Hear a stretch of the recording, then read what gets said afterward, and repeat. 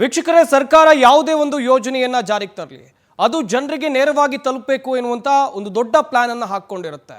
ಇಂತಿಷ್ಟು ಟಾರ್ಗೆಟ್ ಅಂತಲೂ ಕೂಡ ಇರುತ್ತೆ. ಈ ವರ್ಷದಲ್ಲಿ ನಾವು ಈ ಯೋಜನೆಯನ್ನ ಜಾರಿಗೆ ತಂದಿದ್ದೀವಿ, ಇಂತಿಷ್ಟು ವರ್ಷದಲ್ಲಿ ಈ ಯೋಜನೆ ಜನರಿಗೆ ತಲುಪಬೇಕು ಎನ್ನುವಂತ ನಿಟ್ಟಿನಲ್ಲೂ ಕೂಡ ಪ್ಲಾನ್ ಅನ್ನು ಹಾಕೊಂಡಿರುತ್ತೆ. 2024ರ ವೇಳೆಯಲ್ಲಿ ಜಲ್ ಜೀವನ್ ಮಿಷನ್ನ ಯೋಜನೆಯಡಿಯಲ್ಲಿ ದೇಶದ ಪ್ರತಿಯೊಂದು ಮನೆಗೂ ಕೂಡ ಶುದ್ಧ ಕುಡಿಯುವ ನೀರನ್ನ ತಲುಪಿಸಬೇಕು ಅಂತೇಳಿ ಕೇಂದ್ರ ಸರ್ಕಾರ ಗುರಿಯನ್ನು ಹಾಕ್ಕೊಂಡಿದೆ. 2026 ಗ್ರಾಮೀಣ ಪ್ರದೇಶದ ಮನೆಗಳಿಗೆ ಹೋಗಿ ನೋಡಿ, ಇನ್ನೂ ಕೂಡ ಅಲ್ಲಿ ಮನೆಗಳಿಗೆ ನೀರು ಬರ್ತಾ ಇಲ್ಲ.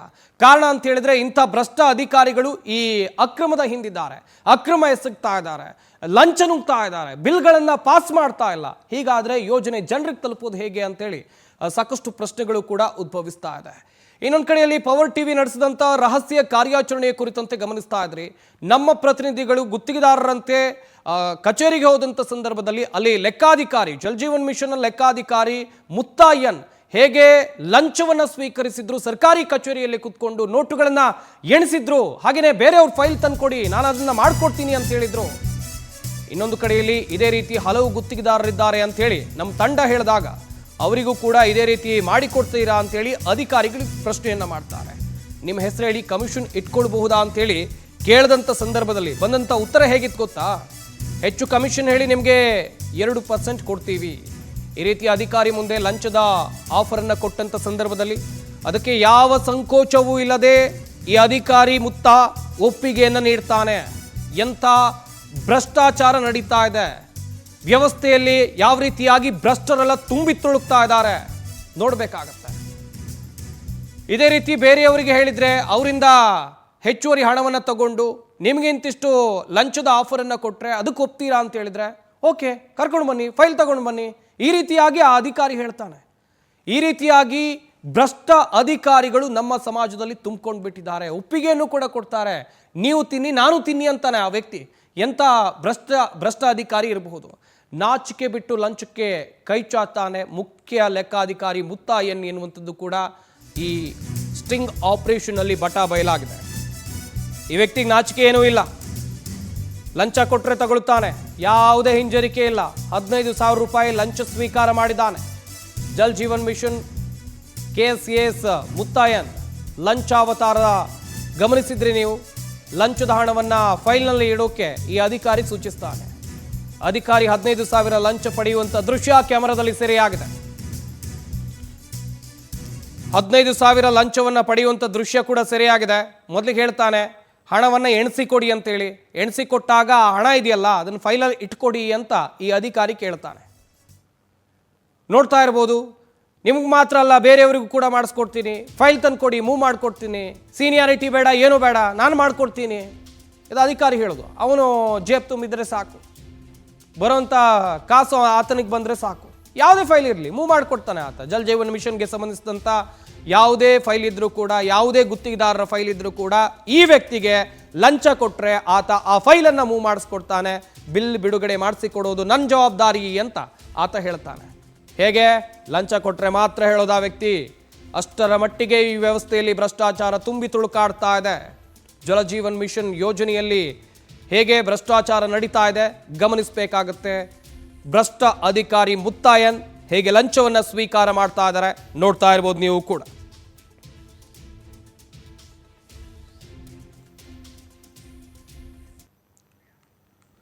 ಇನ್ನೊಂದು ಕಡೆಯಲ್ಲಿ ಈ ಅಧಿಕಾರಿಯ ಭ್ರಷ್ಟಾಚಾರದ ವಿರುದ್ಧ ನಮ್ಮ ಪ್ರತಿನಿಧಿ ದೂರನ್ನ ಕೊಡ್ತಾರೆ. ಜಲ್ ಜೀವನ್ ಮಿಷನ್ ಮುಖ್ಯ ಲೆಕ್ಕಾಧಿಕಾರಿ ವಿರುದ್ಧ ಕಂಪ್ಲೇಂಟ್ ಕೊಡಲಾಗುತ್ತೆ. ಈ ಭ್ರಷ್ಟಾಚಾರವನ್ನು ನೋಡಿಕೊಂಡು ಇದರ ಬಗ್ಗೆ ರಹಸ್ಯ ಕಾರ್ಯಾಚರಣೆಯನ್ನು ಮಾಡಿ ನಿಮ್ಮ ಪವರ್ ಟಿವಿ ಸುಮ್ಮನೆ ಕೂರೋದಿಲ್ಲ. ಇದರ ವಿರುದ್ಧ ಕಂಪ್ಲೇಂಟ್ ಅನ್ನು ಕೊಡಲಾಗುತ್ತೆ. ಮುತ್ತಾಯನ್ ಲಂಚ ಸ್ವೀಕರಿಸುವ ದೃಶ್ಯ ತೋರಿಸ್ತಾರೆ ನಮ್ಮ ಪ್ರತಿನಿಧಿ. ಮುತ್ತಾಯನ್ ವಿರುದ್ಧ IAS ಅಧಿಕಾರಿ ಡಿ ರಂದೀಪ್ ಅವರಿಗೆ ದೂರನ್ನ ಕೊಡಲಾಗುತ್ತೆ. ಗ್ರಾಮೀಣ ಕುಡಿಯುವ ನೀರು ಮತ್ತು ನೈರ್ಮಲ್ಯ ಇಲಾಖೆಯ ನಿರ್ದೇಶಕ ರಂದೀಪ್ ಕಾವೇರಿ ಭವನದಲ್ಲಿರುವಂಥ ಕಚೇರಿಯಲ್ಲಿ ಅಧಿಕೃತವಾಗಿ ದೂರನ್ನು ಕೂಡ ಕೊಡಲಾಗುತ್ತೆ.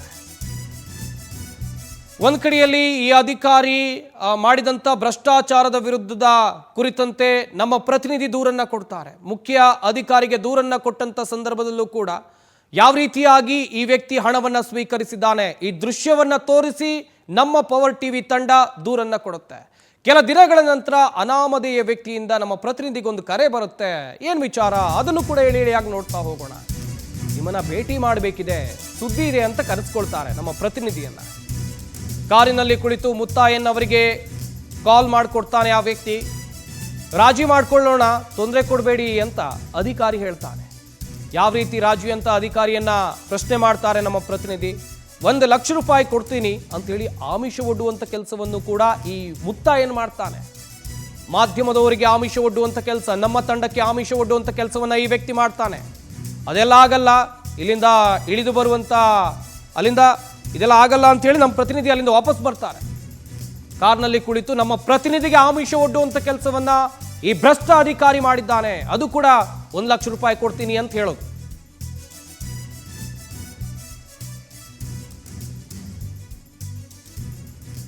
ಹಾಗಾದ್ರೆ ಈ ಭ್ರಷ್ಟ ಮುತ್ತಾಯನ್ ಎನ್ನುವಂತ ಅಧಿಕಾರಿ ನಮ್ಮ ಪ್ರತಿನಿಧಿಗೆ ಕರೆ ಮಾಡಿ ಏನ್ ಮಾತನಾಡಿದ್ರು ಬನ್ನಿ ನೋಡೋಣ. ಹಲೋ, ಅಷ್ಟೇ. ಏನು ಈಗ ಹಣ ಏನ್ ಕೊಡ್ತೀಯ ಅಣ್ಣ? 1 ಲಕ್ಷ ಕೊಡ್ತಿದ್ದೀನಪ್ಪ. 1 ಲಕ್ಷ ಕೊಡ್ತೀನಿ. 1 ಲಕ್ಷ ಕೊಡ್ತಾರೆ. ನಾನು ಕದ್ದು ಮುಂಚೆ ಮಾತಾಡೋಲ್ಲ. ನಾನು ಇವ್ರ ಭಗತ್ ಸಿಂಗ್ ಅವರೇ 1 ಲಕ್ಷ ಕೊಡಿಸ್ತೀನಿ. ಅದೇನೋ ಸೆಟ್ಲ್ ಮಾಡ್ಬಿಟ್ಟು ನೀವು ನಮ್ಗೆ ಬೇಕು, ಮುಂದಕ್ಕೆ ನಮ್ಗೆ ಮುತ್ತರ್ಗೂ ಬೇಕು ನೀವು, ಸರಿನಾ? ಏನಣ್ಣ? ಅಣ್ಣ ನಮಗೂ ಕೆಲವು ವಿಚಾರಗಳಲ್ಲಿ ನಾವು ಇದು ಮಾಡ್ಕೊಂತೀವಿ. ದಯವಿಟ್ಟು ಏನೋ ಒಂದು ಸೆಟ್ಲ್ಮೆಂಟ್ ಮಾಡಿ ತೀರಿಸ್ಬಿಡಿ. ನಿಮ್ಮ ಹೆಲ್ಪು ನಮ್ಗೆ ಬೇಕಾಯ್ತದೆ. ಮುಂದಕ್ಕೆ ನಾವು ನಿಮ್ಮ ಫ್ರೆಂಡ್ಲಿ ನಾವು ಇದು ಮಾಡ್ತೀವಿ. ಇಲ್ಲ ಅವ್ರು ಬೇರೆ ರೀತಿನೂ ನಿಮಗೆ ಮಾಡ್ಕೊಡ್ತಾರೆ. ಒಂಚೂರು ನಿಮ್ಮ ಕಡೆ ಯಾರೇ ಬಂದರೂ ಒಂದು ಹೆಲ್ಪ್ ಮಾಡ್ತಾರೆ. ನಮ್ಮ ಕಡೆಯವರು ಅಂದರೆ ಒಂಚೂರು ಏನೋ ವ್ಯವಸ್ಥೆ ಮಾಡಿ ಮುಗಿಸ್ಬಿಡ್ತಾರೆ.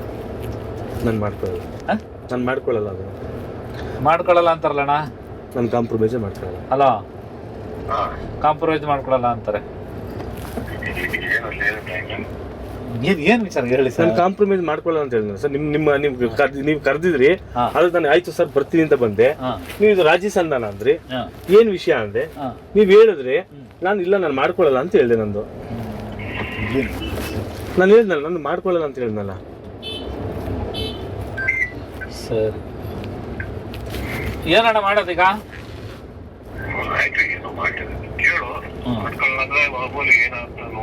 ಅಷ್ಟೇ.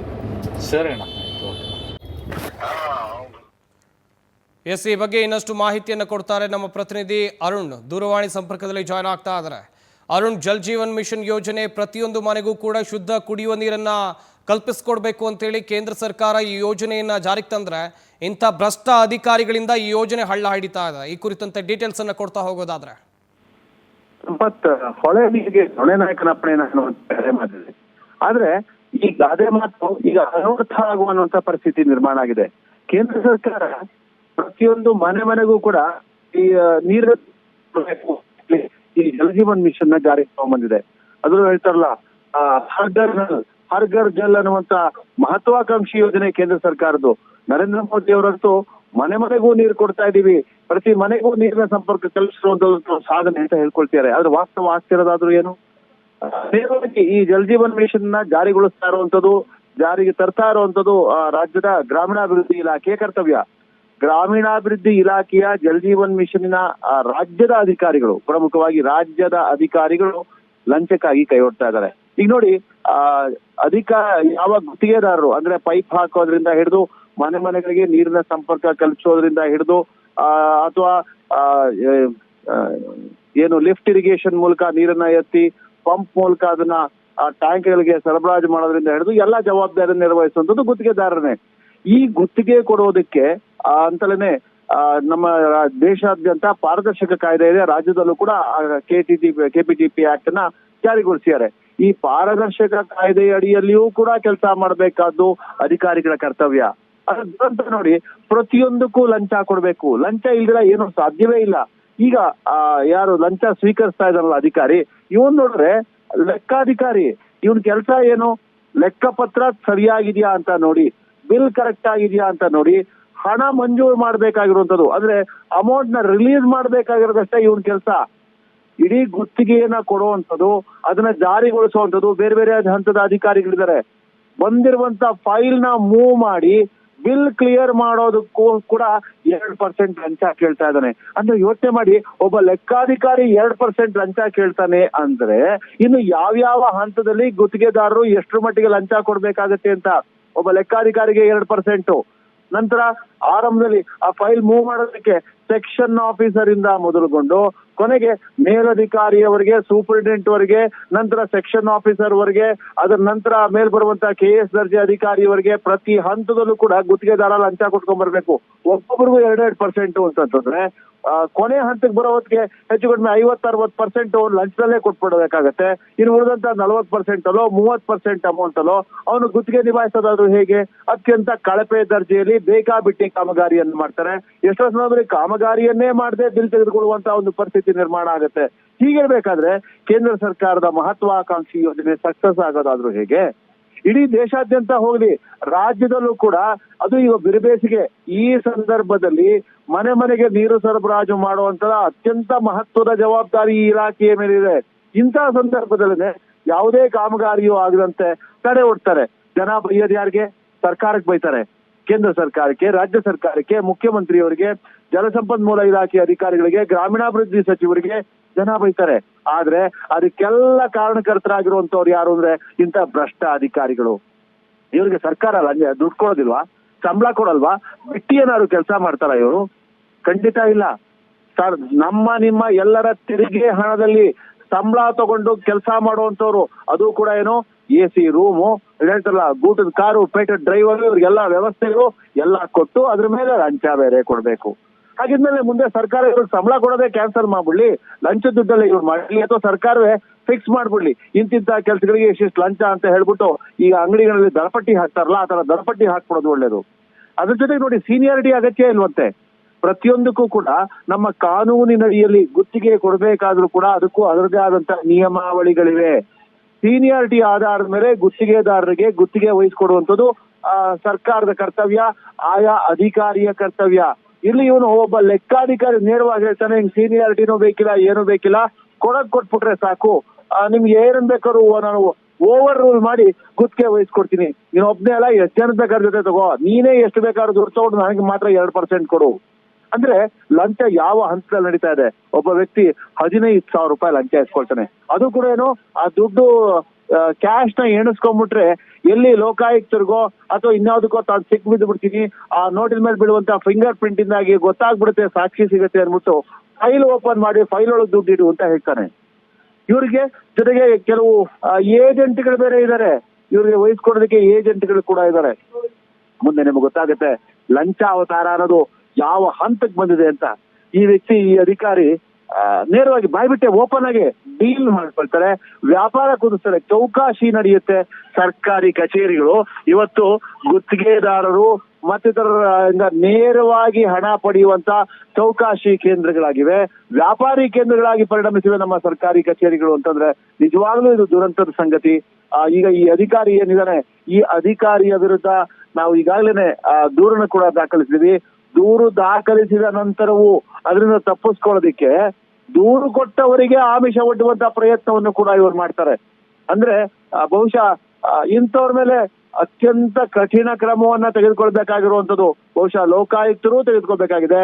ಅದಕ್ಕಿಂತ ಹೆಚ್ಚಾಗಿ ಗ್ರಾಮೀಣಾಭಿವೃದ್ಧಿ ಸಚಿವರು ಪ್ರಿಯಾಂಕ್ ಖರ್ಗೆ ಅವರು ದಯಮಾಡಿ ಇದ್ರ ಕಡೆ ಗಮನ ಕೊಡ್ಬೇಕಾಗತ್ತೆ. ಗ್ರಾಮೀಣಾಭಿವೃದ್ಧಿ ಸಚಿವರೇ, ನಿಮ್ಮ ಮೂಗಿನ ನೇರ ಅಡಿಯಲ್ಲಿರೇ ನಡೀತಾ ಇರುವಂತಹ ಭ್ರಷ್ಟಾಚಾರ ಇದು.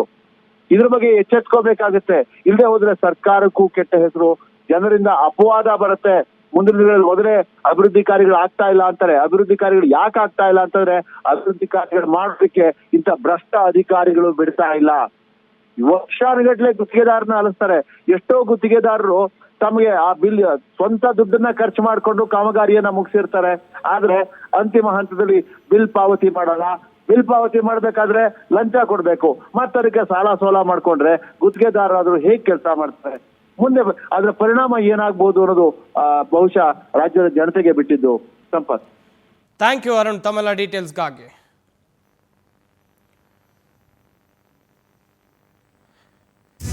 ಇನ್ನೊಂದು ಕಡೆಯಲ್ಲಿ ಮಹತ್ವದ ಯೋಜನೆಯಲ್ಲಿ ಭ್ರಷ್ಟ ಅಧಿಕಾರಿಗಳ ಪಾರುಪತ್ಯ ಕಂಡು ಬರ್ತಾ ಇದೆ. ಲಂಚಬಾಕ ಅಧಿಕಾರಿ ವಿರುದ್ಧ ಕ್ರಮವನ್ನ ಯಾವಾಗ ಸರ್ಕಾರ ತೆಗೆದುಕೊಳ್ಳುತ್ತೆ? ಇದು ಪವರ್ ಟಿವಿ ಮಾಡ್ತಾ ಇರುವಂತ ಪ್ರಶ್ನೆ. ಭ್ರಷ್ಟ KS AS ಮುತ್ತಾ ಎನ್ ವಿರುದ್ಧ ಸೂಕ್ತ ಕ್ರಮ ಯಾವಾಗ? ಹಾಗಾದ್ರೆ ಇಂತಹ ಅಧಿಕಾರಿಗಳಿಂದ ಜಲ್ ಜೀವನ್ ಮಿಷನ್ಗೆ ಕೆಟ್ಟ ಹೆಸರು ಬರ್ತಾ ಇದೆ, ಮಹತ್ವಾಕಾಂಕ್ಷೆಯ ಯೋಜನೆಗೆ ಕೆಟ್ಟ ಹೆಸರು ಬರ್ತಾ ಇದೆ. ಭ್ರಷ್ಟ ಅಧಿಕಾರಿ ವಿರುದ್ಧ ಕ್ರಮ ಕೈಗೊಂಡು ಇಲಾಖೆ ಇದನ್ನ ಸ್ವಚ್ಛ ಮಾಡಬೇಕು, ಇಲ್ಲಿನ ಭ್ರಷ್ಟ ವ್ಯವಸ್ಥೆಯನ್ನ ಸ್ವಚ್ಛ ಮಾಡಬೇಕು. ಸಂಬಳ ಬರುತ್ತೆ, ಜನರ ತೆರಿಗೆ ಹಣದಿಂದ ಸಂಬಳ ತಗೊಳ್ತಾನೆ ಆ ವ್ಯಕ್ತಿ, ಆದ್ರೂ ಕೂಡ ಗುತ್ತಿಗೆದಾರರಿಂದ ಲಂಚ ಸ್ವೀಕರಿಸ್ತಾ ಇದ್ದಾನೆ, ಇದರಿಂದ ತನ್ನ ಹೊಟ್ಟೆ ತುಂಬಿಸ್ಕೊಳ್ತಾ ಇದ್ದಾನೆ ಲಂಚದ ಹಣದಿಂದ. ಇಂಥ ಅಧಿಕಾರಿಗಳು ವ್ಯವಸ್ಥೆಗೆ ಮಾರಕ. ಭ್ರಷ್ಟಾಚಾರ ತೊಡಗಿಸಬೇಕು, ಇಂಥ ಅಧಿಕಾರಿ ವಿರುದ್ಧ ಕ್ರಮ ಆಗಬೇಕು. ಒಂದು ಯೋಜನೆ ಸಮರ್ಪಕವಾಗಿ ಜನರ ಮನೆ ಬಾಗಿಲಿಗೆ ತಲುಪಬೇಕು, ಆ ರೀತಿ ಸರ್ಕಾರ ಮಾಡಬೇಕು. ನಾವು ಮಾಡ್ತಾ ಇರುವಂಥ ಪ್ರಶ್ನೆ ಇಷ್ಟೇ, ಈ ಮುತ್ತಾ ಎನ್ನುವಂಥ ಭ್ರಷ್ಟ ಅಧಿಕಾರಿ ವಿರುದ್ಧ ಯಾವಾಗ ಸರ್ಕಾರ ಕ್ರಮವನ್ನು ತೆಗೆದುಕೊಳ್ಳುತ್ತೆ? ಸದ್ಯಕ್ಕಿರುವಂತಹ ಪ್ರಶ್ನೆ ಇದು.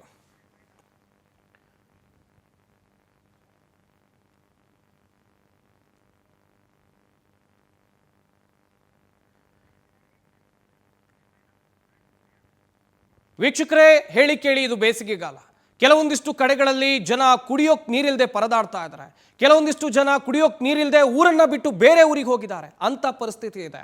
ಆದರೆ ಆ ಊರುಗಳಲ್ಲಿ ಜಲ್ ಜೀವನ್ ಮಿಷನ್ ಇದೆಯಾ ಅಂತ ನೀವು ಕೇಳಿದ್ರೆ ಖಂಡಿತವಾಗ್ಲೂ ಇದೆ. ಆ ಊರುಗಳಲ್ಲಿ ಪೈಪ್ಲೈನ್ ಮಾಡಿದ್ದಾರೆ, ಆದರೆ ಮನೆಗೆ ನೀರು ಬರ್ತಾ ಇಲ್ಲ. ಇಂಥ ಯಾಕೆ ನೀರು ಬರ್ತಾ ಇಲ್ಲ ಅಂತ ಪ್ರಶ್ನೆ ಮಾಡ್ತಾ ಹೋದಂಥ ಸಂದರ್ಭದಲ್ಲಿ ಈ ವ್ಯವಸ್ಥೆಯ ಹಿಂದಿರುವಂಥ ಭ್ರಷ್ಟ ಅಧಿಕಾರಿಗಳ ಕರಾಳ ಮುಖ ಬಯಲಾಗುತ್ತೆ. ಇಂಥ ಭ್ರಷ್ಟ ಅಧಿಕಾರಿಗಳನ್ನ ಮಟ್ಟ ಹಾಕಬೇಕು ಎನ್ನುವಂಥದ್ದು ನಮ್ಮ ಪವರ್ ಟಿವಿಯ ಆಶಯ. ಇದಾಗಿತ್ತು ಇವತ್ತಿನ ಪವರ್ ಸ್ಟೋರಿ. ನೋಡ್ತಾ ಇರಿ ಪವರ್ ಟಿವಿ, ಇದು ನಿಮ್ಮ ಶಕ್ತಿ.